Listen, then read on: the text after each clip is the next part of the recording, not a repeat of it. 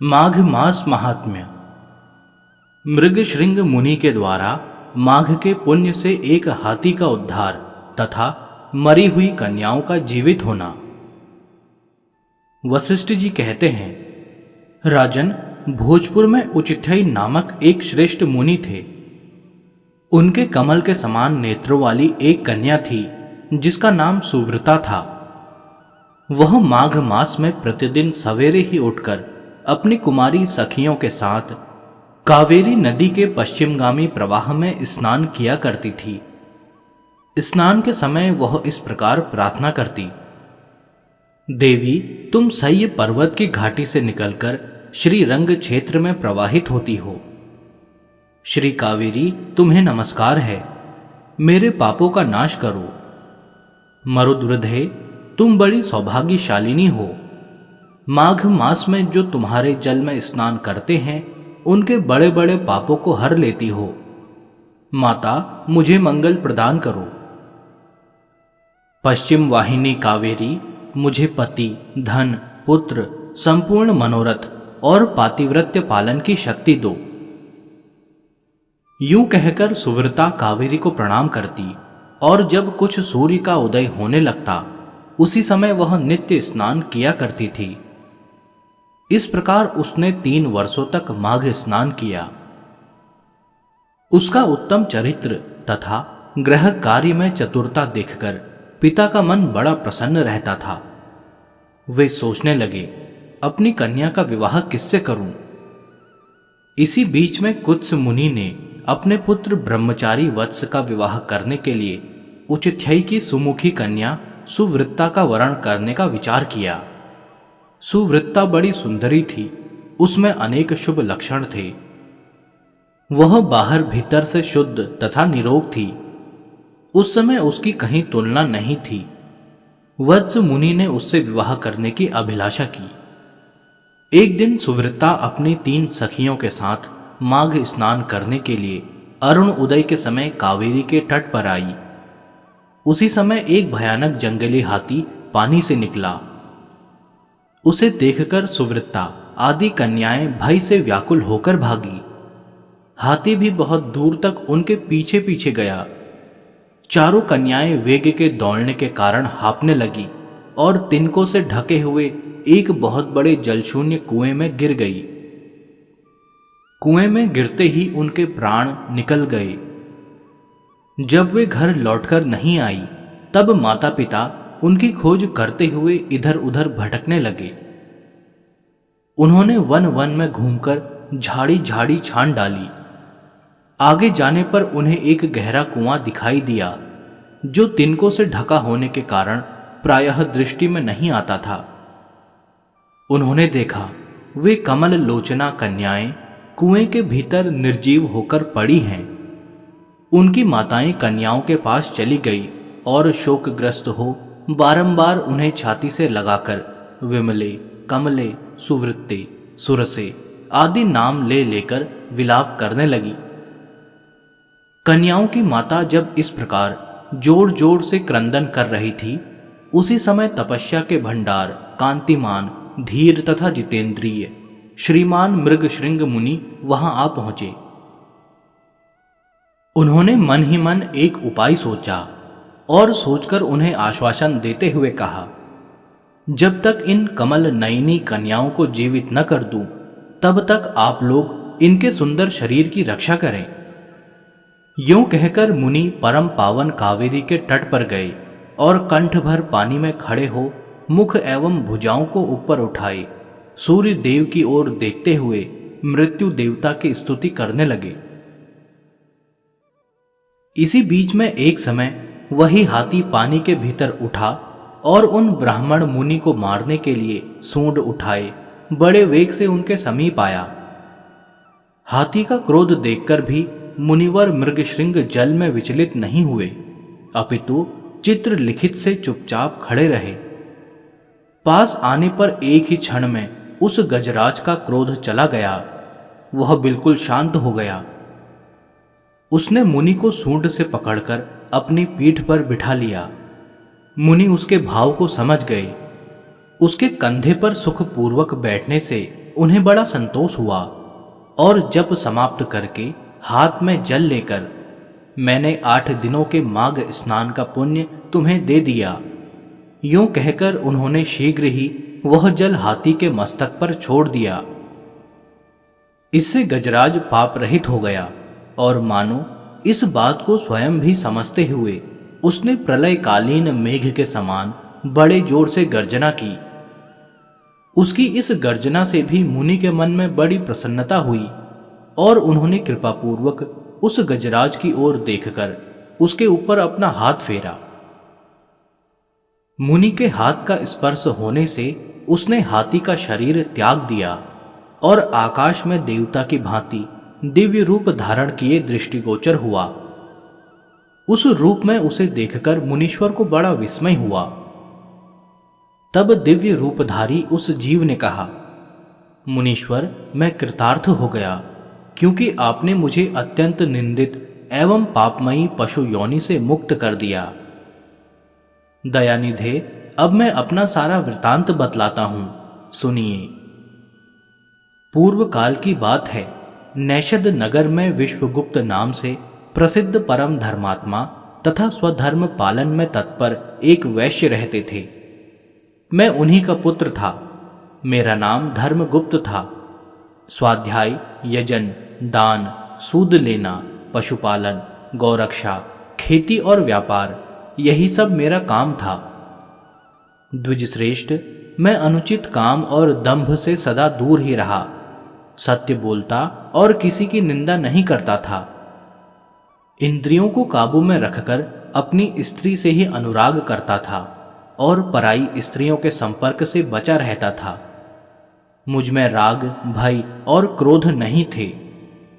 लोभ और मत्सर को भी मैंने छोड़ रखा था। दान देता, यज्ञ करता, देवताओं के प्रति भक्ति रखता और गौओं तथा ब्राह्मणों के हित में संलग्न रहता था। सदा धर्म, अर्थ और काम का सेवन करता तथा व्यापार के काम में कभी किसी को धोखा नहीं देता था। ब्राह्मण लोग जब यज्ञ करते उस समय उन्हें बिना मांगे ही धन देता था। समय पर श्राद्ध तथा संपूर्ण देवताओं का पूजन करता था। अनेक प्रकार के सुगंधित द्रव्य, बहुत से पशु, दूध, दही, मट्ठा, गोबर, घास, लकड़ी, फल, मूल, नमक, जायफल, पीपल, अन्न, साग के बीज, नाना प्रकार के वस्त्र, धातु, ईख के रस से तैयार होने वाली वस्तुएं और अनेक प्रकार के रस बेचा करता था। जो दूसरों को देता था वह तौल में काम नहीं करता था और जो औरों से लेता वह अधिक नहीं होता था। जिन रसों के बेचने से पाप होता है उनको छोड़कर अन्य रसों को बेचा करता था। बेचने में छल कपट से काम नहीं लेता था। जो मनुष्य साधु पुरुषों को व्यापार में ठगता है वह घोर नरक में पड़ता है तथा उसका धन भी नष्ट हो जाता है। मैं सब देवताओं, ब्राह्मणों तथा गौओं की प्रतिदिन सेवा करता और पाखंडी लोगों से दूर रहता था। ब्राह्मण किसी भी प्राणी से मन, वाणी और क्रिया द्वारा ईर्ष्या किए बिना ही जो जीविका चलाई जाती है वही परम धर्म है। मैं ऐसी ही जीविका से जीवन निर्वाह करता था। इस प्रकार धर्म के मार्ग से चलकर मैंने 1 करोड़ स्वर्ण मुद्राओं का उपार्जन किया। मेरे एक ही पुत्र था जो संपूर्ण गुणों में श्रेष्ठ था। मैंने अपने सारे धन को 2 भागों में बांटकर आधा तो पुत्र को दे दिया और आधा अपने लिए रखा। अपने हिस्से का धन लेकर पोखरा खुदवाया, नाना प्रकार के वृक्षों से युक्त बगीचा लगवाया, अनेक मंडपों से सुशोभित देव मंदिर बनवाया, मरुभूमि के मार्गों में पौंसले और कुएं बनवाए तथा ठहरने के लिए धर्मशालाएं तैयार कराई। कन्यादान, गोदान और भूमि दान किए। तिल, चावल, गेहूं और मूंग आदि का भी दान किया। उड़द, धान, तिल और घी आदि का दान तो मैंने बहुत बार किया।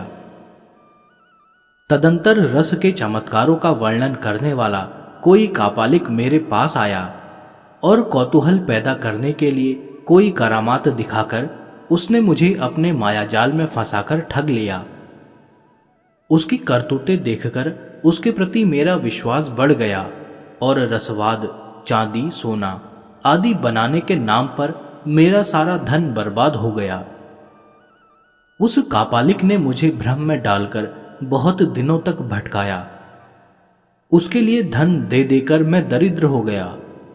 माघ का महीना आया और मैंने 10 दिनों तक सूर्योदय के समय महानदी में स्नान किया, किंतु बुढ़ापे के कारण इससे अधिक समय तक मैं स्नान का नियम चलाने में असमर्थ हो गया।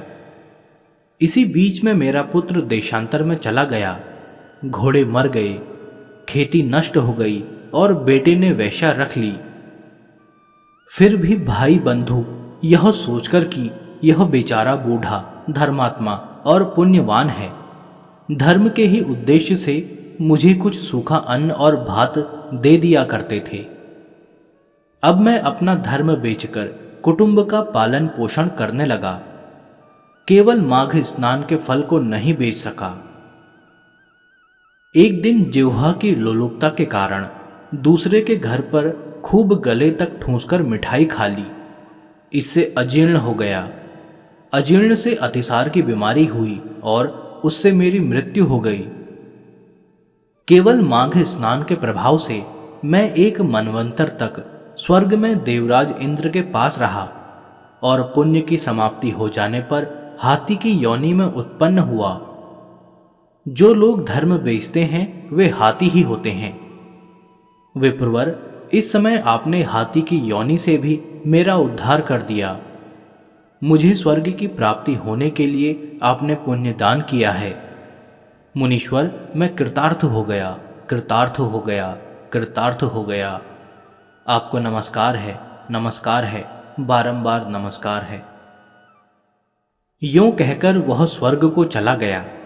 सच है, सत्पुरुषों का संग उत्तम गति प्रदान करने वाला होता है। इस प्रकार महानुभाव मृगशृंग वैश्य को हाथी की योनि से मुक्त करके स्वयं गले तक पानी में खड़े हो सूर्य नंदन यमराज की स्तुति करने लगे। ओम यम, धर्मराज, मृत्यु, अंतक, वैवस्वत, काल, सूर्य भूतक्षय, औदुंबर, दग्ध, नील, परमेष्ठी, वृकोदर, चित्र और चित्रगुप्त, इन 14 नामों से पुकारे जाने वाले भगवान यमराज को नमस्कार है। जिनका मुख दाढ़ों के कारण विकराल प्रतीत होता है और टेढ़ी भौहों से युक्त आंखें क्रूरतापूर्ण जान पड़ती हैं, जिनके शरीर में ऊपर की ओर उठे हुए बड़े बड़े रोम हैं तथा ओंठ भी बहुत लंबे दिखाई देते हैं, ऐसे आप यमराज को नमस्कार है। आपके अनेक भुजाएं हैं, अनंत नख हैं तथा कज्जल गिरी के समान काला शरीर और भयंकर रूप है। आपको नमस्कार है। भगवान, आपका वेश भयानक है। आप पापियों को भय देते, काल दंड से धमकाते और सब प्रकार के अस्त्र शस्त्र धारण करते हैं। बहुत बड़ा भैंसा आपका वाहन है। आपके नेत्र दहकते हुए अंगारों के समान जान पड़ते हैं। आप महान हैं। मेरु पर्वत के समान आपका विशाल रूप है। आप लाल माला और वस्त्र धारण करते हैं। आपको नमस्कार है। कल्पांत के मेघों की भांति जिनकी गंभीर गर्जना और प्रलयकालीन वायु के समान प्रचंड वेग है, जो समुद्र को भी पी जाते, संपूर्ण जगत को ग्रास बना लेते, पर्वतों को भी चबा जाते और मुख से आग उगलते हैं, उन भगवान यमराज को नमस्कार है। भगवान, अत्यंत घोर और अग्नि के समान तेजस्वी काल रूप मृत्यु तथा बहुत से रोग आपके पास सेवा में उपस्थित रहते हैं। आपको नमस्कार है। आप भयानक मारी और अत्यंत भयंकर महामारी के साथ रहते हैं। पापिष्ठों के लिए आपका ऐसा ही स्वरूप है। आपको बारंबार नमस्कार है। वास्तव में तो आपका मुख खिले हुए कमल के समान प्रसन्नता से पूर्ण है। आपके नेत्रों में करुणा भरी है। आप पितृ स्वरूप हैं। आपको नमस्कार है। आपके केश अत्यंत कोमल हैं और नेत्र भौहों की रेखा से सुशोभित हैं। मुख के ऊपर मूछें बड़ी सुंदर जान पड़ती हैं। पके हुए बिंब फल के समान लाल ओंठ आपकी शोभा बढ़ाते हैं। आप दो भुजाओं से युक्त सुवर्ण के समान कांतिमान और सदा प्रसन्न रहने वाले हैं। आपको नमस्कार है। आप सब प्रकार के आभूषणों से विभूषित रत्नमयी सिंहासन पर विराजमान, श्वेत माला और श्वेत वस्त्र धारण करने वाले तथा श्वेत छत्र से सुशोभित हैं। आपके दोनों ओर दो दिव्य नारियां खड़ी होकर हाथों में सुंदर चंवर लिए डुला रही हैं। आपको नमस्कार है। गले के रत्नमय हार से आप बड़े सुंदर जान पड़ते हैं। रत्नमय कुंडल आपके कानों की शोभा बढ़ाते हैं। आपके हार और भुजबंद भी रत्न के ही हैं तथा आपके किरीट में नाना प्रकार के रत्न जड़े हुए हैं। आपकी कृपा दृष्टि सीमा का अतिक्रमण कर जाती है। आप मित्र भाव से सबको देखते हैं। सब प्रकार की संपत्तियां आपको समृद्धिशाली बनाती हैं। आप सौभाग्य के परम आश्रय हैं तथा धर्म और अधर्म के ज्ञान में निपुण सभासद आपकी उपासना करते हैं। आपको नमस्कार है। समयमनीपुरी की सभा में शुभ्र रूप वाले धर्म, शुभ लक्षण सत्य, चंद्रमा के समान मनोहर रूपधारी शम, दूध के समान उज्ज्वल दम तथा वर्ण आश्रम जनित विशुद्ध आचार आपके पास मूर्तिमान होकर सेवा में उपस्थित रहते हैं। आपको नमस्कार है। आप साधुओं पर सदा स्नेह रखते, वाणी से उनमें प्राणों का संचार करते, वचनों से संतोष देते और गुणों से उन्हें सर्वस्व समर्पण करते हैं। सज्जन पुरुषों पर सदा संतुष्ट रहने वाले आप धर्मराज को बारंबार नमस्कार है। जो सबके काल होते हुए भी शुभ कर्म करने वाले पुरुषों पर कृपा करते हैं, जो पुण्यात्माओं के हितैषी, सत्पुरुषों के संगी, समयमनीपुरी के स्वामी, धर्मात्मा तथा धर्म का अनुष्ठान करने वालों के प्रिय हैं, उन धर्मराज को नमस्कार है। जिसकी पीठ पर लटके हुए घंटों की ध्वनि से सारी दिशाएं गूंज उठती हैं तथा जो ऊंचे ऊंचे सींगों और फुंकारों के कारण अत्यंत भीषण प्रतीत होता है, ऐसे महान भैंसे पर जो विराजमान रहते हैं तथा जिनकी 8 बड़ी बड़ी भुजाएं क्रमशः नाराज, शक्ति, मूषल, खड्ग, गदा, त्रिशूल, पाश और अंकुश से सुशोभित हैं, उन भगवान यमराज को प्रणाम है। जो 14 सत्पुरुषों के साथ बैठकर जीवों के शुभ अशुभ कर्मों का भलीभांति विचार करते हैं, साक्षियों द्वारा अनुमोदन कराकर उन्हें दंड देते हैं तथा संपूर्ण विश्व को शांत रखते हैं, उन दक्षिण दिशा के स्वामी शांत स्वरूप यमराज को नमस्कार है। जो कल्याण स्वरूप, भयहारी, शौच संतोष आदि नियमों में स्थित मनुष्यों के नेत्रों को प्रिय लगने वाले सावर्णी, शनैश्चर और वैवस्वत मनु, इन तीनों की माता के सौतेले पुत्र विवस्वान, सूर्य देव के आत्मज तथा सदाचारी मनुष्यों को वर देने वाले हैं, उन भगवान यम को नमस्कार है। भगवान, जब आपके दूत पापी जीवों को दृढ़ता पूर्वक बांधकर आपके सामने उपस्थित करते हैं, तब आप उन्हें यह आदेश देते हैं कि इन पापियों को अनेक घोर नरकों में गिराकर छेद डालो, टुकड़े टुकड़े कर दो, जला दो, सुखा दो, पीस दो। इस प्रकार की बातें कहते हुए यमुना जी के ज्येष्ठ भ्राता आप यमराज को मेरा प्रणाम है। जब आप अंतक रूप धारण करते हैं, उस समय आपके गोलाकार नेत्र किनारे किनारे से लाल दिखाई देते हैं। आप भीम रूप होकर भय प्रदान करते हैं। टेढ़ी भौहों के कारण आपका मुख वक्र जान पड़ता है। आपके शरीर का रंग उस समय नीला हो जाता है तथा आप अपने निर्दयी दूतों के द्वारा शास्त्र उक्त नियमों का उल्लंघन करने वाले पापियों को खूब कड़ाई के साथ धमकाते हैं। आपको सर्वदा नमस्कार है। जिन्होंने पंच महायज्ञों का अनुष्ठान किया है तथा जो सदा ही अपने कर्मों के पालन में संलग्न रहते हैं, ऐसे लोगों को दूर से ही विमान पर आते देख आप दोनों हाथ जोड़े आगे बढ़कर उनका स्वागत करते हैं। आपके नेत्र कमल के समान विशाल हैं तथा आप माता संज्ञा के सुयोग्य पुत्र हैं। आपको मेरा प्रणाम है। जो संपूर्ण विश्व से उत्कृष्ट, निर्मल, विद्वान, जगत के पालक, ब्रह्मा, विष्णु तथा शिव के प्रिय, सबके शुभ अशुभ कर्मों के उत्तम साक्षी तथा समस्त संसार को शरण देने वाले हैं, उन भगवान यम को नमस्कार है। वशिष्ठ जी कहते हैं, इस प्रकार स्तुति करके मृग श्रृंग ने उदारता और करुणा के भंडार तथा दक्षिण दिशा के स्वामी भगवान यम का ध्यान करते हुए उन्हें साष्टांग प्रणाम किया।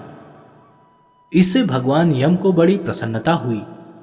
वे महान तेजस्वी रूप धारण किए मुनि के सामने प्रकट हुए।